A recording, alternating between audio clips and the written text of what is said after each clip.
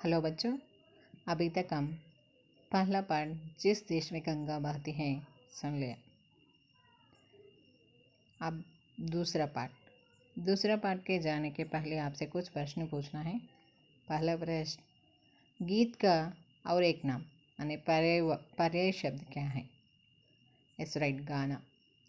दूसरा प्रश्न, खेत में कृषक को माने किसान को गाना सुनाती है एक पक्षी, उस पक्षी का नाम क्या है? यस राइट, चिड़िया।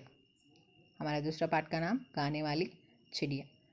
और इस पाठ आपका पाठ्य पुस्तक में होने के मुख्य उद्देश्य है कि समाज में किसान का महत्वपूर्ण स्थान है। हमारे जीवन का आधार किसान है। इस किसान, पशु पक्षी और पर्यावरण का संरक्षण करना हमारा कर्तव्य है। अब हम पाठ को पढ़ेगा। एक राजा था, वह बहुत ही सुंदर महल में रहता था। उसे अपने महल पर बहुत गर्व था। संसार के कोने कोने से यात्री महल देखने आते थे। यात्रियों ने अपने यात्रा वर्णन में महल की सुंदरता के बारे में कई बातें लिखी। उन्होंने एक गाने वाली चिड़िया के बारे में भी लिखा था।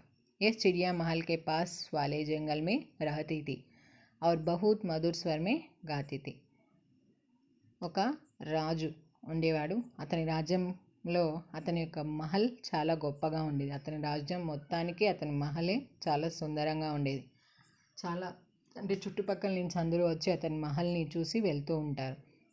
అదేవిధంగా చూసి వెళ్ళిన వాళ్ళు వాళ్ళ యొక్క యాత్రలో భాగంగా ఆ యాత్ర గురించి ఒక పుస్తకాన్ని రచించి ఆ పుస్తకాలలో ఇతని యొక్క మహల్ సుందరత గురించి రాసేవాళ్ళు. మహల్తో పాటి ఆ పక్కనే ఉన్న ఒక జంగల్ మీన్స్ అడవిలో నుంచి ఒక పాట పాడే కోయిల గురించి కూడా అందరూ రాసేవాళ్ళు. అది చాలా మధుర స్వరం అంటే అందమైన గొంతుతో పాడుతూ ఉండేది అని రాస్తుండేవారు. राजा ने इस चिड़िया को कभी नहीं देखा था।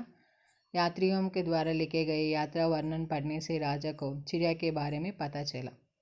राजा ने उस चिड़िया को देखने चाहा, इसलिए अपने सेवकों को बुलाकर कहा, तुम लोगों ने कभी मुझे गाने वाली चिड़िया के विषय में नहीं बताया। जाओ जंगल से उस चिड़िया को पकड़ लाओ, मैं उसका गाना सुनना चाहता हूँ.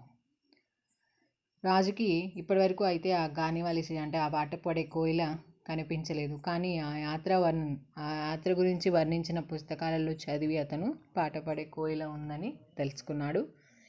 వెంటనే అక్కడ ఉన్న సేవకుల్ని పిలిచి, మీరు వెళ్ళండి, ఆ జంగల్ మీన్స్ అడవికి వెళ్ళి ఆ పాట పాడే కోయిల్ని పట్టుకొని తీసుకురండి, నేను వెంటనే దాని యొక్క పాటలని వినాలనుకుంటున్నాను అని రాజు సేవకుల్ని ఆజ్ఞాపించాడు. राजा के सेवकों ने भी उस चिड़िया को कभी नहीं देखा था और ना ही पूरे दरबार में कोई इस विषय के बारे में कुछ जानता था. चिड़िया को ढूंढने सैनिक जंगल में गए. ढूंढते ढूंढते उन्होंने एक लड़की मिली जिसने चिड़िया को गाते हुए देखा था. गाने वाली चिड़िया का नाम लेते ही वह बोली, हाँ हाँ मैं जानती हूँ उस गाने वाली चिड़िया को. ओह, वह कितने मधुर स्वर में गाती हैं. जब मैं वहाँ से काम समाप्त करके संध्या समय घर लौटती हूँ तो वह मुझे रास्ते पर अपना मीठा मीठा गाना सुनाती हैं. इससे मेरी सारी थकान दूर हो जाती है.